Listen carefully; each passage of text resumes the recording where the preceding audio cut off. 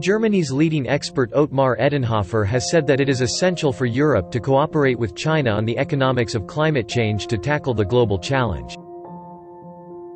The most important thing is that we are living in very difficult times, and I think in such a time international cooperation is essential. We cannot solve the climate problem without China. China is essential. We have to work with China, and we want to work with China, we want to cooperate. China is absolutely essential.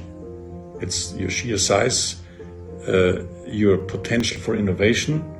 It's crucial that we can work together with China to solve that problem. Now the two goals, peak the emissions by 2030 and carbon neutrality by 2060, is enormously important. Why is that important? Because this is very much in alignment what the European Union is doing by 2050.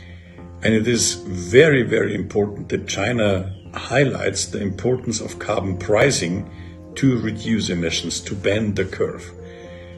Europe is doing the same. We have many programs. We are working with people within the IPCC very closely.